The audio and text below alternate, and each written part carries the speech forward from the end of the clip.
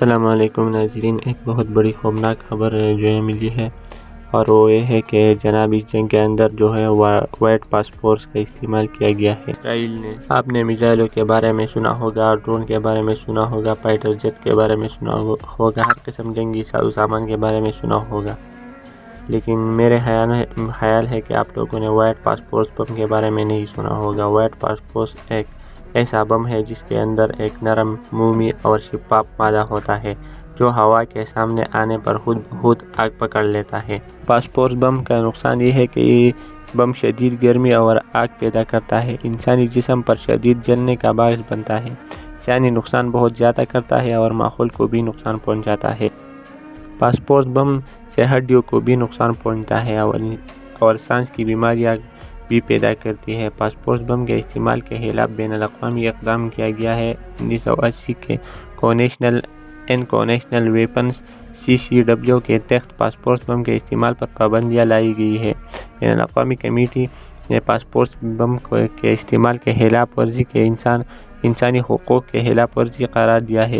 Passport بم کا استعمال انسانی جسم پر شدید اثرات ڈالتا ہے، جس میں جلنے، ہڈیوں کا نقصان اور سانس کی بیماریاں شامل ہیں۔ آپ لوگوں کو پتہ ہے کہ پاسپورٹ بم کا استعمال منع ہے، اور اس کے باوجود اسرائیل نے کئی بار لبنان، حزب اللہ اور کئی جنگوں میں استعمال کیا گیا ہے۔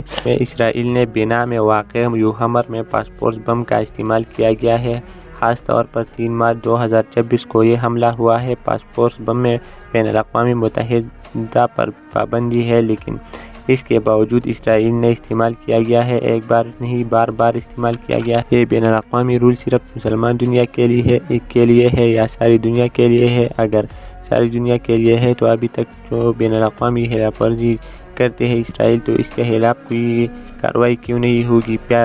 پیارے مسلمان بھائیو، یہ قانون میرے خیال میں صرف اسلامی کمزور ممالک کے لیے ہے۔ اسرائیل کے پیچھے تو امریکہ ہے، تو اسی وجہ سے میرے مسلمان ممالک سے یہ درخواست ہے کہ یہ جو اسرائیل غیر قانونی کام کرتے ہیں مسلمان ممالک کے خلاف، اور اس کے اوپر کوئی ایکشن نہیں لیتے، تو مسلمان بھائیو اکٹھے ہو جاؤ اور اس یہودیوں سے اپنا تعلق ختم کرو۔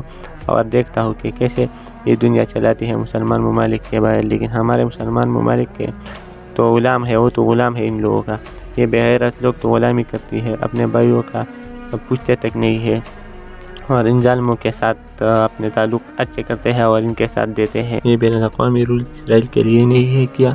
مجھے بہت غصہ آتا ہے ان کمینے مسلمان ممالک کے وزیر اعظم کو اور ان کے اس دنیا کے بین الاقوامی رول پر، لیکن کچھ نہیں کر سکتا۔ میرے آپ لوگوں سے گزارش ہے کہ اپنے مسلمان بھائیوں کے لیے دعا کرو۔ دعا کے علاوہ ہم لوگ تو کچھ نہیں کر سکتے۔